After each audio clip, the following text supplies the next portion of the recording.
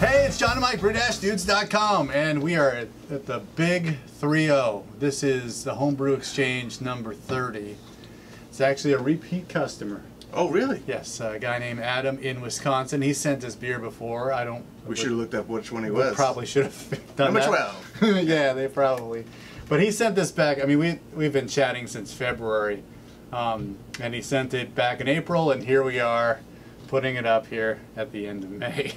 But it's been settling in my refrigerator for all that time, nice and cool. And this is an alt beer. He claims it's a Dusseldorf alt, which I'm pretty sure was a style 10 years ago. At least that's when the BJCP style guides were, I don't know, had more styles in them. I don't know. Do we have more styles in 2015? There are more styles because they added some. Even though they moved some around, as you know. But now it's just one. Now it's just one style for all alts. Yeah, there's 7B. There's alt beer. Alt beer. 7B. All It's right. the 2015 guidelines. Yes, that's the 2015 in case guideline. you're keeping score at home. Yes, that's what I like to say. Okay, so this is what Adam said.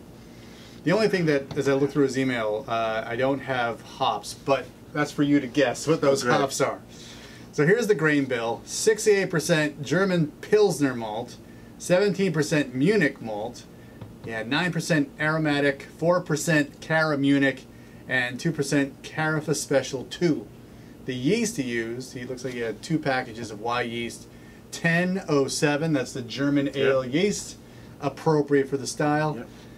His water, he went into great detail about his water chemistry. He used 7.5 gallons of reverse osmosis water.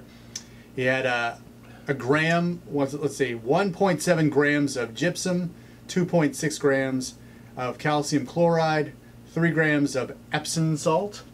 Oh, 3 grams of Epsom salt. That's what he said. 0.7 grams of baking soda, and 1.9 milliliters of lactic acid for a pH, a mash pH of 5.42. Really dialed it in. Wow. Dialed that in. That's a fairly aggressively, that's some water chemistry there, man. I'm telling you. I love it. He built it right up from the distilled water. When Adam watches this, maybe he can leave a comment about if his goal was to target.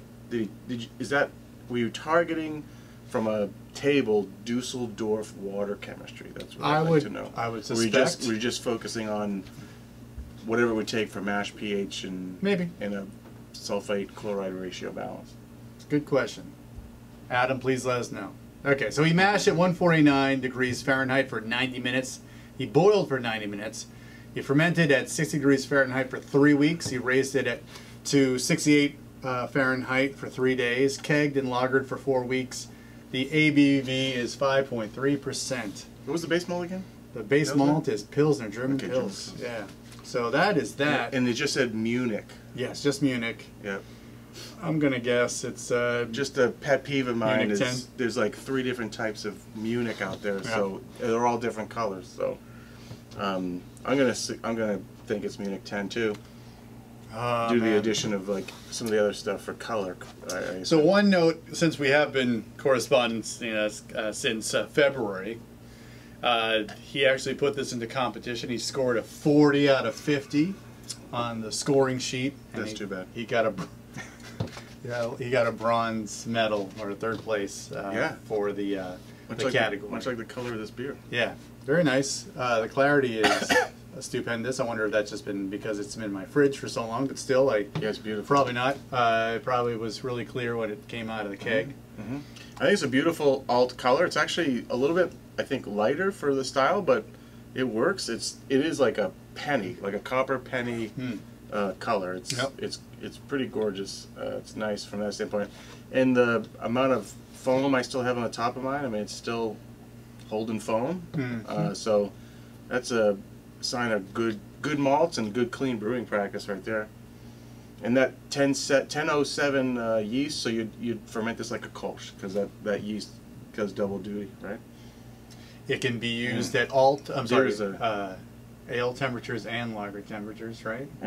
There's a beautiful like toffee toasted malt character, almost like a graham cracker, s'more type of aroma, which is wonderful. I'm really digging it. And the flavor carries through with that too. There's a nice, like, really malt richness. I'm not a big fan of aromatic malt, but I don't taste the part of aromatic that I don't like in this beer. So it works here. It works really well. What's the part of aromatic malt that you don't like? Can you describe? Aromatic to me has there's something about the melanoidin structure in there that it just doesn't agree with my palate all that much. I don't know, it is hard to describe because I haven't worked with it a lot, and the reason being is because the few times I've used it, I just eat it. I don't like the taste of it either. It's got a weird taste. Right. But at those levels, it works here. It blends well with the Munich and the Pilsner. I mean, he's got 9% of it, so I mean, I'd say something. That's interesting. It's going to be pretty present at like near 10% of the grain bill, don't you think? Mm-hmm. Yeah. But mixing well with the Cara Munich and Munich as well. Yeah. It's got a very nice Munich malt essence. Yeah. It's like Munich has a very prominent malt flavor, and it's quite nice. I'd say, and the Perle hops are just killing it in this beer. I was going to say Hallertauer, but yeah. Yeah, Hallertauer is the safe bet. I didn't want to be safe, so. Yeah, well, when we start doing the smash beers, when we have noble hops and compare them, there's a subtle that'd be good. Spiciness right in the front of my tongue that I assume is once I get through the malt character, there's a lingering spicy note to it, which obviously there's a noble hop in here. Yep. One should be like Willamette or something. No.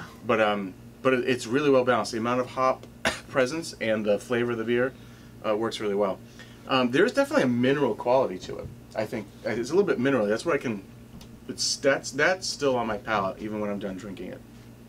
There's that malt character, toasted crust. Yep. But there's still, I think it's got a distinct mineral quality to it, which I think it works with the style. The Epsom salt, 3 grams of Epsom salt, that's a lot of magnesium, in my opinion. But what do I know? I just wonder if you're trying to go for that much magnesium, or you're just using it as a way of getting a little bit more sulfate and not have to add more calcium. Yeah. So. But it works. It's well balanced. It's perfectly balanced. This is a great alt beer. Dusseldorf alt beer. Yeah. Finishes nice and dry. You had another 4.5, 5 pounds of base malt to this and brewed at Christmas time and called it a Stieg alt, which is special alt, right? There's like just a higher gravity version of this. Yeah. It would still taste great, and you'd have something bigger to, like, almost like Bach-like, but not quite there. Would you up the hops level too to balance it out, or maybe trivially more, like 10% more? 10%. I mean, I don't know. I think it'd be great. I think for something like that, like a Stieg alt, you just want a bigger malt thing. Yeah. I think a Bach is more balanced with the hops after that. Yeah. So, and more of that's classic lager, but. It's a great beer. Yeah, very good. Yeah, beautiful. Would you judge it 40 out of 50? Yeah, it's too bad. I think I'd really give it a couple points more than that. I mean, I think it's a perfect example. I think I'd love to see the score. Know what the score sheet says. I love the color. I think it's spot on. But I think if it was like 2 SRM darker, it might be closer color-wise. But you know what? On a score sheet, you're only getting like 3 points for appearance anyway. So don't listen to me. So we got docked to 1 point, so we got 2 out of 3 on that, maybe. Anyway, that's a great beer. Yeah, that's great. Adam, another great one. Thanks so much. Appreciate it. If you'd like to send us some beer for us to taste and check out, if you're someone who's just getting into the hobby and want some schmoes or just these dudes to drink it and talk more about it, definitely drop us a line at dudes@brew-dudes.com. And I'll definitely get back to you, and we can exchange some beers whenever Mike bottles one up or whatever, that kind of thing. So, okay? Yes. The pressure is on. I got him.